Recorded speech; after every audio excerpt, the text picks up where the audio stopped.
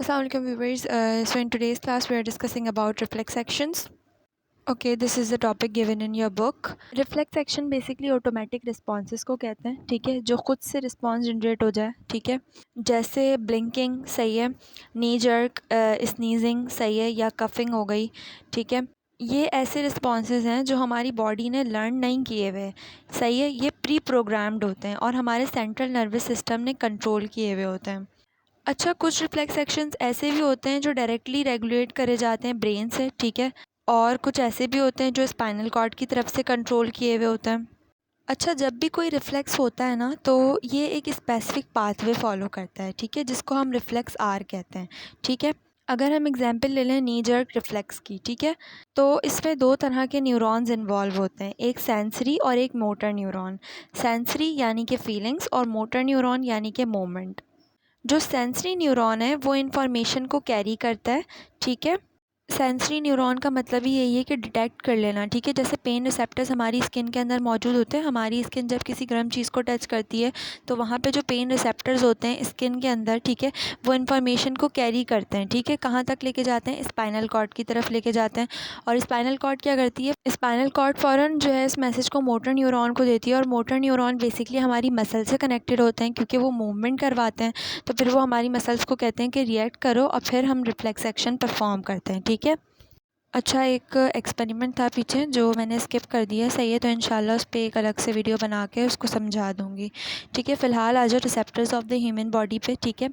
Receptor का मतलब ये होता है कि कोई भी ऑर्गन या कोई भी पार्ट हमारी बॉडी का जो चेंज को डिटेक्ट कर ले, ठीक है। तो ह्यूमन बॉडी के कौन से रिसेप्टर्स हैं वो हम देख लेते हैं।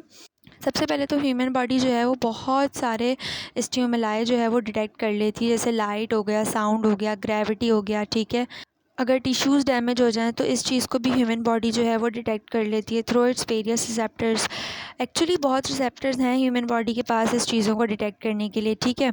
अब जो है यहाँ पे हम सिर्फ फोटो रिसेप्टर्स और साउंड रिसेप्टर्स को डिस्कस कर रहे हैं, ठीक है, यानी कि आइज़ और एयर।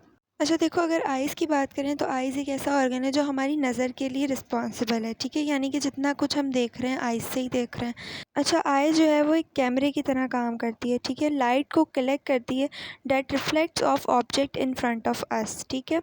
अच्छा, अब देख लेते हैं रेटिना को, ठीक है। रेटिना बेसिकली एक लेयर है हमारी आई बॉल के पीछे प्रेजेंट होती है, ठीक है। ये क्या करती है, जो भी लाइट हमारी आई के अंदर इंटर होती है ये उसको कन्वर्ट कराती है इलेक्ट्रिकल सिग्नल्स में, ठीक है, और फिर हमारी ऑप्टिक नर्व जो है इसको ब्रेन को सेंड करती है, और फिर वो इमेज क्रिएट होती है जो हम देखते हैं, ठीक है। तो रेटिना का बहुत ज़्यादा मेजर फंक्शन है हमारी आई के अंदर। अच्छा, आइज़ को प्रोटेक्ट कौन कर रहा है? बोनी सॉकेट प्रोटेक्ट कर रहा है। बोनी सॉकेट क्या है? स्कल का पार्ट है जिसको हम ऑर्बिट कहते हैं, ठीक है। ये इसकी डायग्राम देख लो, ये आई सॉकेट है, इसको ऑर्बिट भी कहते हैं, ठीक है। अच्छा, आई का एक टफ आउटर कोट भी है, ठीक है, जिसे हम स्क्लेरा कहते हैं। ये वाइट पार्ट होता है हमारी आई का, ठीक है। ये भी प्रोटेक्शन और सपोर्ट जो है हमारी आइज़ को प्रोवाइड करता है। अच्छा, जो स्क्लेरा का फ्रंट पार्ट है, ठीक है, वो ट्रांसपेरेंट होता है और इसको हम कॉर्निया कहते हैं, ठीक है। ये एक विंडो की तरह काम करता है, ठीक है, लाइट को जो है अलाउ करता है कि हमारी आई के अंदर इंटर हो जाए, ठीक है। उसके बाद तो फंक्शन रेटिना का है। अच्छा, कॉर्निया के पीछे ना एक स्मॉल चैम्बर है जो वाटरी फ्लूइड से फिल्ड है, ठीक है, जिसको हम एक्यूस ह्यूमर कहते हैं। ये हमारी आई की किस चीज़ में हेल्प करता है? आई की शेप में हेल्प करता है और उसके इंटरनल स्ट्रक्चर को नरिश रखता है, ठीक है। अच्छा, जो आई का कलर्ड पार्ट है उसको हम आइरिस कहते हैं, ठीक है। ये किससे सराउंड होता है? एक ब्लैक सेंट्रल होल से सराउंड होता है जिसको हम प्यूपल कहते हैं, और ये ब्लैकिश हमें नज़र आता है, ठीक है।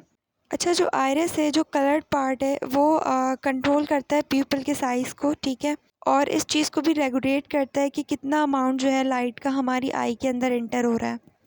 अच्छा, आइरिस के बिल्कुल पीछे एक कॉन्वेक्स लेंस है, ठीक है, जो कि किससे सस्पेंड हुआ हुआ है? रिंग ऑफ सर्कुलर मसल से सस्पेंड हुआ हुआ है, ठीक है, जिसको हम सिलियरी बॉडी कहते हैं। ये जो मसल्स हैं ये शेप ऑफ लेंस को एडजस्ट करती हैं, ठीक है, और किस चीज़ में हेल्प करती हैं? ऑब्जेक्ट्स पे फोकस करने पे हेल्प करती हैं एट डिफरेंट डिस्टेंसेस।